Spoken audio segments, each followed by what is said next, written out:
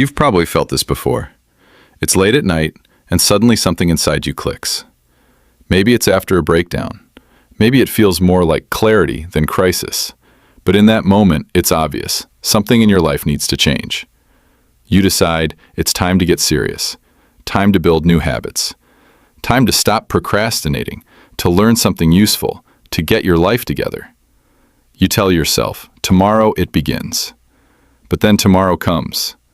And instead of waking up transformed, you wake up exactly the same. Same routines, same avoidance, same lack of energy. The momentum from the night before? Gone. Days pass, weeks even, and nothing really changes. No skill learned, no gym sessions, no progress on the goals you swore you'd pursue. It's frustrating, but it's also extremely common.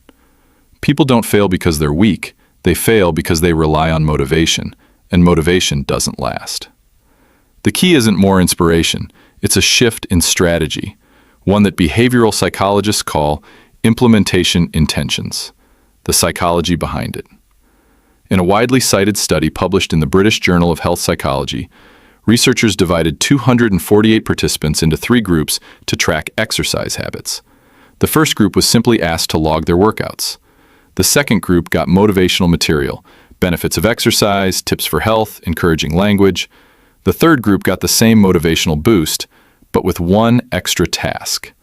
They had to write down exactly when, where, and how they planned to work out. The results? Group 1, 38% exercised once a week. Group 2, the motivated group, 35%. Group 3, 91% followed through. Why? Because Group 3 didn't just set a goal, they made a specific plan, and that changed everything. What are implementation intentions? They're simple but powerful. It's the difference between, I want to exercise this week, versus, if it's 5 p.m. on Monday, Wednesday, or Friday, then I'll go to the gym and train for 45 minutes. This is what's called an if-then plan. You attach your desired action to a clear, specific cue in your environment. No more vague intentions. No more last-minute decisions. Because when your plan is fuzzy, your brain defaults to the path of least resistance, usually comfort, distraction, or avoidance. But when the plan is specific, the action becomes automatic. It's 5 p.m., you go. It's not 5 p.m., you don't even think about it. This tiny mental switch has been tested in over 100 studies, and it consistently works. But there's one more piece that makes the strategy bulletproof. Coping plans, the backup that keeps you going. Even the best plans get interrupted.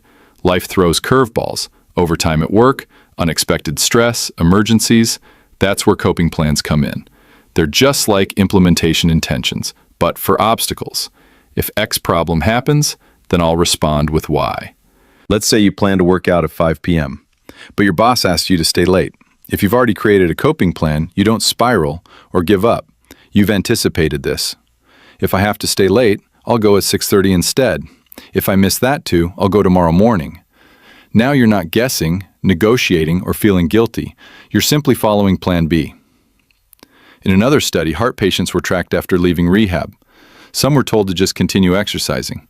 Some used implementation intentions. Some used both implementation intentions and coping plans.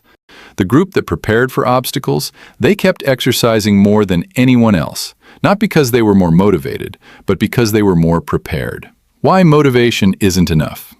Motivation can be useful, but it's unreliable.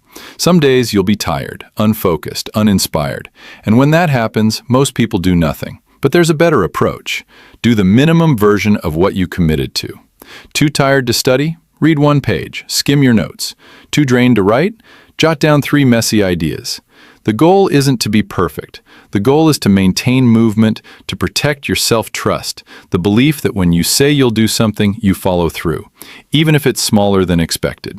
This way you remove guilt. You avoid the spiral of "I failed again." You give yourself permission to be human, while still staying aligned with your goals.